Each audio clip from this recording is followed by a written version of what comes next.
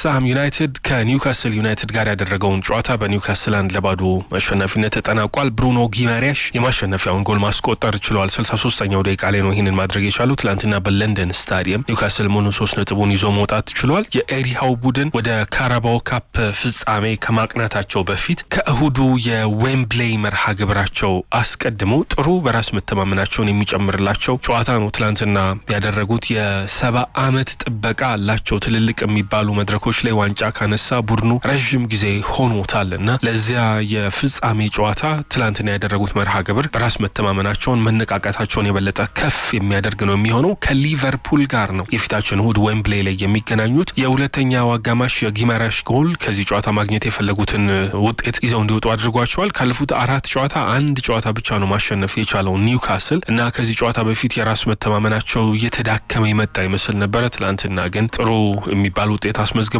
በመጀመሪያው አጋማሽ በተለይ ደግሞ በመጀመሪያዎቹ የጨዋታው ጥቂት ደቂቃዎች ላይ 1-2 ጎሎች ይቆጠሩባቸው የነበሩ አጋጣሚዎች ተፈጥረው ነበረ። ቲኖ ሊቨርሜንቶ ኳስ በቅጡ ማውጣት አቅቶት ቶማስ ሶቼክ ጋር የደረሰ ኳስ ሳይጠቀምበት ቀርቷል የዌስትሃም ዩናይትዱ የአማካይ ስፍራ ተጫዋች። ከዚያ በኋላ ግን በነበረው የጨዋታ ጊዜ ኒክ ፖፕ የተለየ ፈተና ሳይገጥመው ነው የወጣው። በጣም ደካማ ነበረ ቡድኑ። ባለፉት 2 ወራት ክሊን ሺት ወይንም ጎል ሳይቆጠርበት መውጣት ተስኖት ነበረ። ትላንትና ግን መረባቸው ላይ ጎል ሳይቆጠርባቸው ነው መውጣት የቻሉት። 2 ወራት ገደማ ሆኗቸዋል። ለመጨረሻ ጊዜ ቡድኑ ጥር ወር ላይ ነው በፕሪሚየር ሊግ ጨዋታ 3-0 በሆነ ውጤት ወልቭስን ሲያሸንፍ ጎል ሳይቆጠርበት የወጣው። በውድድር ዓመቱ በሁሉም ውድድሮች 13ኛ ጎል ሳይቆጠርባቸው የወጣበት ምሽት ነው ትላንትና። ኒውካስል ዩናይትድ ባለፉት 4 ጨዋታዎች ግን 11 ጎሎች የገባበት ቡድን ነበረና ትላንትና በተለይ ቡድኑ ከመጀመሪያዎቹ ደቂቃዎች አስደንጋጭ የሚባሉ ሙከራዎች በኋላ ጎል ሳይቆጠርበት መውጣት መቻሉ ጥሩ የሚባለው ነገር ነው። በተከታታይ ጠንካራ የሚባሉ ቡድኖችን የገጠሙት እንደነ ማንቸስተር ሲቲን እንደነ ሊቨርፑልና ብራይተንን ገጥመው ተሸንፈዋል። ከዛ ባለፈ 4-3 በሆነ ውጤት ኖቲንግሃም ፎረስትንም እንደዚሁ ገጥመው ሲያሸንፉ ጎሎች ሲቆጠርባቸው ነበረ። የኤዲ ሃው ቡድን ትላንትና መረባቸው ላይ ጎል ሳይቆጠር በመውጣቱ አሰልጣኙ ኤዲ ሃው የበለጠ ደስታውን ከፍ እንዳደረገለት ገልጿል። ቋሚ 11 በጣም ጠንካራ የሚባል ስብስቡን ነው ትላንትና የተጠቀመው። የውድድር ዓመቱ በጣም ምርጡ የሚባል ድላችን ነው ሲልም ገልጾታል። በጣም በጥሩ መንገድ ነው የተከላከል ነው። የመጀመሪያ 3 ደቂቃ ትንሽ ያስፈራ ነበር ሲል ተናግሯል። ማሸነፋቸውን ተከትሎ በሊጉ 6ኛ ደረጃ ላይ መቀመጥ ችለዋል። በቻምፒየንስ ሊግ ተሳትፎ ይዞ ለመጨረስ በፕሪሚየር ሊጉ የሚደረገው ፉክክር አሁን ጠንከር ወዳለ ምዕራፍ እየተሸጋገረ ነው የሚገኘው። የሊጉን ሻምፒዮንነት ሊቨርፑል አስቀድሞ ያረጋገጠ ይመስላል። ከተከታዩ አርሰናል የ15 ነጥቦችን ልዩነት ፈጥሯል። ሊቨርፑል 70 ነጥብ፣ አርሰናል 55 ነጥቦችን ይዟል። ኖቲንግሃም ፎረስት 51 ነጥብ ይዞ 3ኛ ደረጃ ላይ ነው የሚገኘው። እነዚህ 3 ክለቦች ምናልባት በቀጣይ የውድድር ዓመት የቻምፒየንስ ሊግ ተሳትፎ ማግኘት የሚችሉ ይመስላል በዚህ በተመሳሳዩ አቋማቸው መዝለቅ የሚችሉ ከሆነ። ከዚያ በኋላ ግን ያለው ፉክክር በጣም ጠንከር ያለ ነው። 4ኛ ደረጃ ላይ ቼልሲ አለ በ49 ነጥብ፣ ማንቸስተር ሲቲ 47 ነጥብ ይዞ 5ኛ ደረጃ ነው። ኒውካስል ትላንትና አሸንፏል 47 ነጥብ ይዞ 6ኛ ደረጃ ነው። ብራይተን በ46 ነጥብ 7ኛ፣ አስቶን ቪላ በ45 ነጥብ 8ኛ ደረጃ ላይ ተቀምጠዋል እና በፕሪሚየር ሊጉ ከ1ኛ እስከ 5ኛ ሆኖ ሊያጠናቅቁ የሚችሉ ክለቦች ወደ ቻምፒየንስ ሊግ ተሳትፎ ሊያገኙ ይችላሉ። በአውሮፓ እግር ኳስ ማህበር ቻምፒየንስ ሊግ ውድድር ድልድል ምናልባት በፕሪሚየር ሊጉ ቀጣይ የውድድር ዓመት 5 ክለቦች ይህንን እድል ማግኘት የሚችሉ ነው የሚሆነው እና ይሄ የሚሆን ከሆነ እስከ 5ኛ ያለውን ይዞ ለማጠናቀቅ በጣም ጠንካራ ፉክክር ከዚህ በኋላ ይቀጥላል። በሌሎች ሊጎች የነበሩ ጨዋታው ውጤቶችን ብቻ ለማንሳት ኤስፓኞል ከዢሮና የነበረውን ጨዋታ አንዳቻ በሆነ ውጤት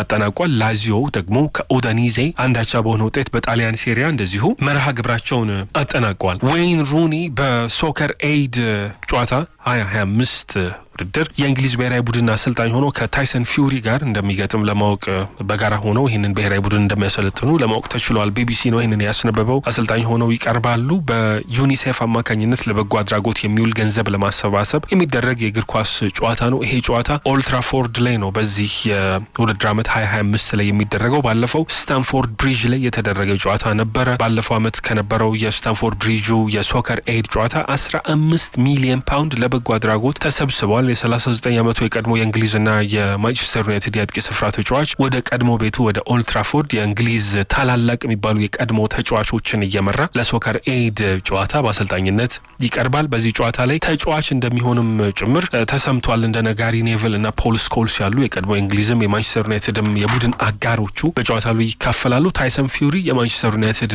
ቀንደኛ ደጋፊ ነው እና በኦልድ ትራፎርድ ላይ ይህንን የእንግሊዝ ብሔራዊ ቡድን የመምራት እድልን በማግኘቱ እጅግ ደስተኛ እንደሆነ ነው የተናገረው። ከ2006 ጀምሮ ለሶከር ኤድ አመታዊ ጨዋታዎች ይደረጋሉ። በጥቅሉ 106 ሚሊዮን ፓውንድ ለበጎ አድራጎት ለእርዳታ የሚሆን ገንዘብ ተሰባስቧል። በ2025ቱ ጨዋታዎች ላይ እንደነ ሞፋራ፣ ሊዮናርዶ ቦኑቺ፣ ጆ ሃርድ ያሉ ትልልቅ ስፖርተኞች እንደሚካፈሉበት ታውቋል። የእንግሊዝ ታላላቆችና ደግሞ ከዓለም አቀፍ የተገኙ ታላላቅ ተጫዋቾች በጋራ የሚያደርጉት ጨዋታ ነው። ሌላኛው ጉዳያችን አልናስር ወደ እስያ ቻምፒየንስ ሊግ ሩብ ፍጻሜ መቀላቀሉ ትላንትና ምሽት ተረጋግጧል። ትላንትና በነበረ ጨዋታ የሳውዲ ፕሮ ሊግ ተካፋዩ ክለብ 3-0 በሆነ ውጤት አሸንፏል። በጨዋታው ላይ ኮሎምቢያዊው የአጥቂ ስፍራ ተጫዋች ጆን ዱራን 2 ጎሎችን ማስቆጠር ችሏል። ከአስቶን ቪላ በጥር የዝውውር መስኮት ወደ አልናስር ከተቀላቀለ በኋላ በተከታታይ ጨዋታዎች ላይ ጎሎችን እያስቆጠረ ነው። ለምን? በጣም በከፍተኛ ዋጋ ይህንን ተጫዋች ለማዘዋወር ፍላጎት እንዳሳዩ አልናስሮች ለምን ይህንን እንዳደረጉት ምስክር የሆነ ብቃት ነው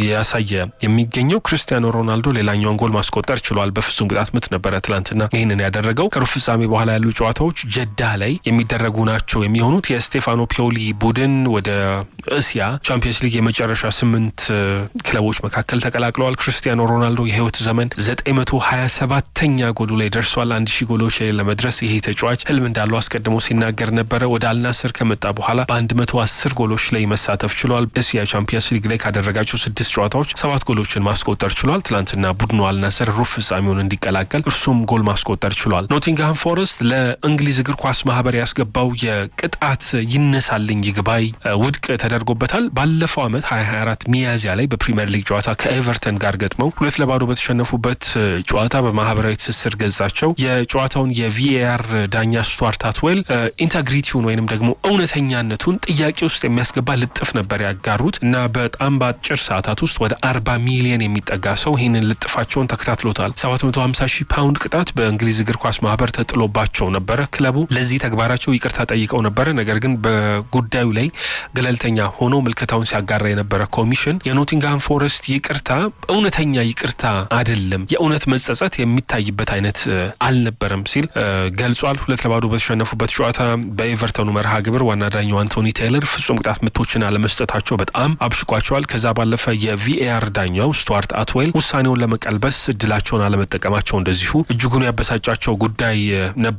ይሄ ውሳኔ በይግባኝ ሰሚ ቦርዱ ቅሬታቸውን ሳይቀበላቸው ቀርቷል። እስከ መጋቢት 12 በፈረንጆቹ አቆጣጠር ይሄ ማለት እስከ ነገ ድረስ ቅጣቱን በሙሉ ገንዘቡን ከፍለው እንዲጨርሱ ውሳኔ ተጥሎባቸዋል። ሊቨርፑል ከአዲዳስ ጋር የረጅም ዓመት ስፖንሰርሺፕ ስምምነት ተፈራርሟል። ከናይኪ ጋር ያላቸው ስምምነት ይሄኛው የውድድር ዓመት ያበቃል። በቀጣዩ ውድድር ዓመት ከአዲዳስ ጋር ነው እንግዲህ ትጥቅ አምራች አጋራቸው ሆኖ የሚቀጥለው። በአመት 60 ሚሊዮን ፓውንድ ገደማ የሚጠጋ ገንዘብ ለ5 ዓመት ነው ስምምነት ያደረጉት። ከዚህ ቀደም አዲዳስ የሊቨርፑል ትጥቅ አምራች አጋር ሆኖ ሰርቷል። ከ1985 እስከ 1996 ደግሞ ከ2006 እስከ 2012ም የትጥቅ አምራች አጋራቸው ነበረ። ትላንትና የክለቡ ስራ አስፈጻሚ ቢሊ ሆገን በክለቡ ሁለታችንም ትልልቅ የሚባሉ ስኬቶችን አስመዝግበናል፣ ደስታቸውን ገልጸዋል። ከአዲዳስ ጋር አብሮ ለመስራት በመቻላቸው ከነሐሴ 2025 ጀምሮ ስምምነታቸው ይጀምራል። ከናይኪ ጋር ያላቸው ደግሞ በዚያው ቀን የሚያበቃ ይሆናል።